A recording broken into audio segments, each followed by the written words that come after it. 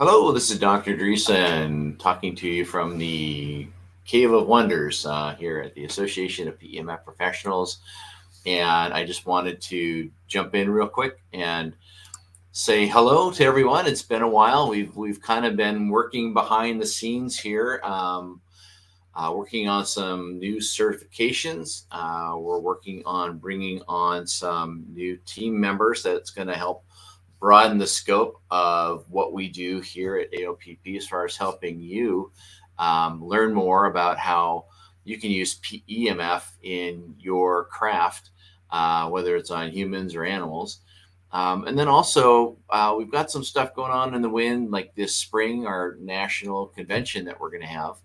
Um, I guess I'm going to call it our international convention because we do have people from 9 other countries that are part of the Association of PEMF. So, really cool stuff going on there. But what I wanted to talk about today, yesterday was Mental Health Awareness Day, and PEMF has is known. I mean, that's one of the things that got it on the map was that it's been used for depression. And there's a couple of interviews I've done with Dr. Toy up in Quebec, who has a PEMF clinic where he's teaching, or not teaching, he's treating families and soldiers with depression. In fact, he started doing that over in France and brought that whole technique and treatment protocol over with him to Quebec, and that's his clinic is working with vets that have had some kind of trauma. And for us here in America, I think that would be awesome. If you're looking for a way to grow your business, is to have a treatment center for vets for PTSD. I've done that in the past, and sometimes the issue is not so much them getting treatment, but remembering to come back for treatment. And so you have to have some kind of protocol set up to remind people to come in. And a lot of them don't have the funds to do it either. So, those of you that are grant writers, um, that would be something to look into also.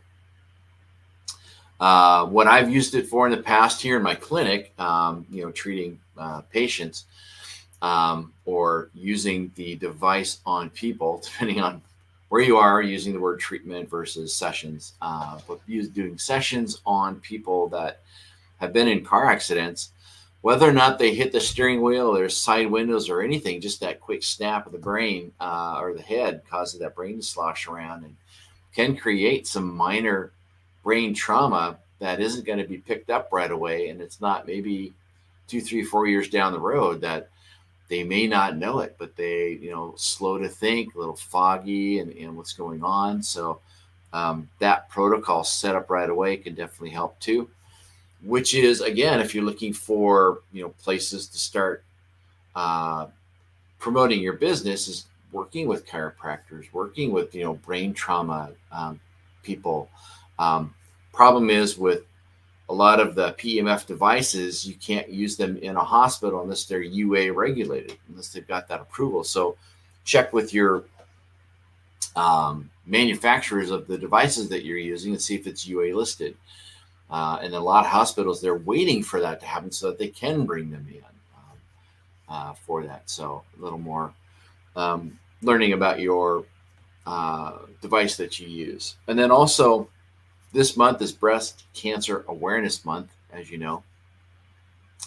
Um, there have been, and we all have personal uh, where it's affected us personally. I lost my mom to breast cancer, but also my daughter-in-law had it at a young age, under 30, and uh, we used it immediately on her to help her with the inflammation.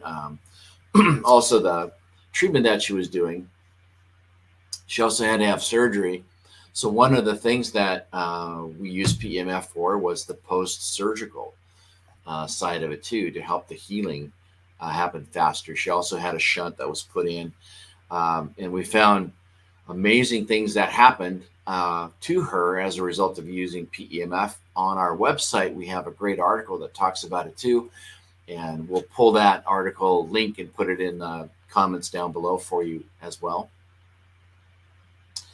And using our knowledge of PEMF and how it goes in and it gets rid of inflammation and it helps the Krebs cycle and the production of ATP and how that helps go in and it knocks out bad tissue and overcomes the bad tissue so our immune system can respond to it faster.